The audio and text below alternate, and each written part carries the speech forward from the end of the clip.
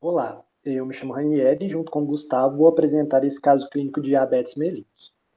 Começando pelo caso clínico 1, né, logicamente, a paciente em questão tem 32 anos e possui diabetes mellitus tipo 1, porém ela não tem outras morbidades ou complicações.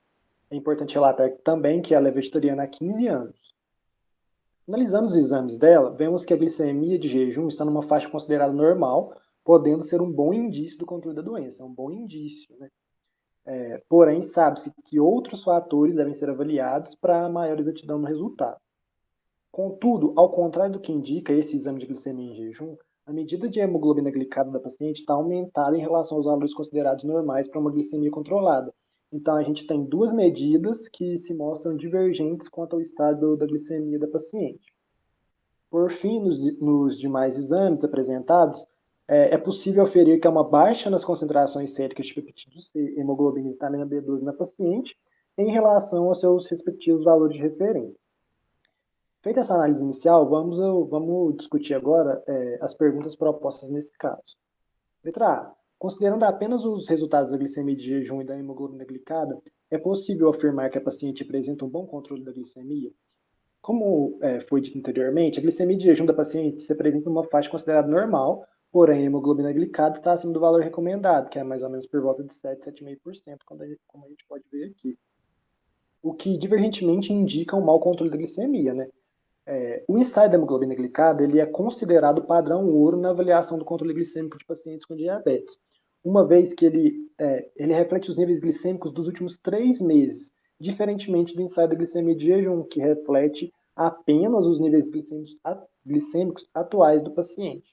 Então, considerando separadamente apenas essas duas medidas e o que foi discutido, né, a paciente não apresenta um bom controle da glicemia.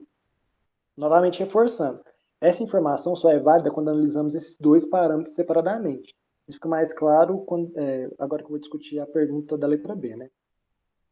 Letra B. Considerando que o mapa de automonitoramento da glicemia capilar apresentou resultados semelhantes nos últimos 6 meses, o resultado da hemoglobina glicada é condizente com o resultado do automonitoramento da glicemia capilar, o que pode estar interferindo no resultado da hemoglobina glicada? Então, considerando os resultados do automonitoramento da glicemia capilar, que está aqui à esquerda, há um alto indício que a paciente está fazendo um bom controle glicêmico, né? Uma vez que as medidas diárias realizadas da glicemia capilar estão majoritariamente dentro dos valores de referência. Pelo que eu lembro de olhar, apenas um dos valores estava fora. Então, isso é um alto indício do controle da glicemia. Portanto, os resultados da glicemia capilar e hemoglobina glicada não são condizentes, já que o resultado da hemoglobina glicada indica um mau controle da glicemia e os resultados da glicemia capilar mostram um bom controle da glicemia. Então, o que pode ter alterado os valores da hemoglobina glicada da paciente? A paciente aparentemente está com deficiência de vitamina B12, como indica o resultado obtido aqui da vitamina B12, né, que está 120, os valores de referência eram de 200 a 900. Essa deficiência da vitamina pode estar relacionada com a dieta vegetariana da paciente, caso ela não coma alimentos como ovo, queijo e leite de origem animal em quantidades adequadas. Vale ressaltar que a formação da hemoglobina glicada é contínua e irreversível, e seu nível sanguíneo depende da sobrevida da hemácia, que é de cerca de 120 dias.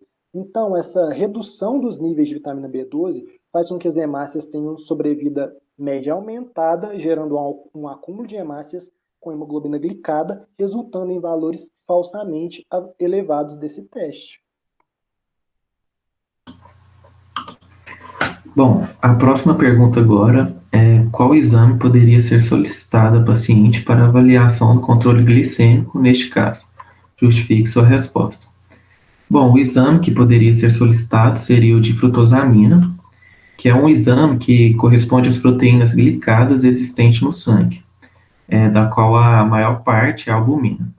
Bom, esse exame ele reflete a glicemia média das últimas 2 a 3 semanas. Esse exame é recomendado quando há presença de hemoglobinopatias, alteração no número ou meia-vida das hemácias, além do monitoramento do controle glicêmico a curto prazo. E também, é recomendado em situações nas quais o teste de hemoglobina glicada apresenta algum interferente, como é o caso do paciente, que apresenta a deficiência de vitamina B12. Bom, a próxima pergunta é: explique o motivo pelo qual os níveis de peptídeo C encontram-se reduzidos na paciente. Bom, como podemos ver aqui, o resultado do exame do paciente, os níveis de peptídeo C estão abaixo dos valores de referência. Bom, esses baixos níveis de peptídeo C pode estar associado com a baixa produção de insulina. E isso pode ocorrer devido à produção insuficiente pelas células beta ou à supressão da produção por insulina exógena ou substâncias usadas em teste de supressão, como a somatostatina. A próxima pergunta agora é: cite as 3 vantagens da dosagem laboratorial do peptídeo C em detrimento da dosagem laboratorial da insulina. A primeira vantagem é que esses ensaios não medem a insulina exógena, não ocorre uma reação cruzada com os autoanticorpos contra a insulina, e o peptídeo C ele não é metabolizado pelo fígado. Com isso, tem uma meia-vida maior que a insulina, onde os níveis plasmáticos são 5 vezes maiores. A próxima pergunta é: cite os 5 autoanticorpos que podem ser encontrados no sangue caso a paciente apresente diabetes mellitus tipo 1 autoimune. Então, os autoanticorpos que podem ser encontrados é o antidescarboxilase do ácido glutâmico, o anti-insulina, que deve ser dosado antes do início da terapia com insulina, o anticélulas das ilhotas, o antitirosina fosfatase e, por último, o antitransportador de zinco. Agora eu vou falar um pouco sobre o caso clínico 2.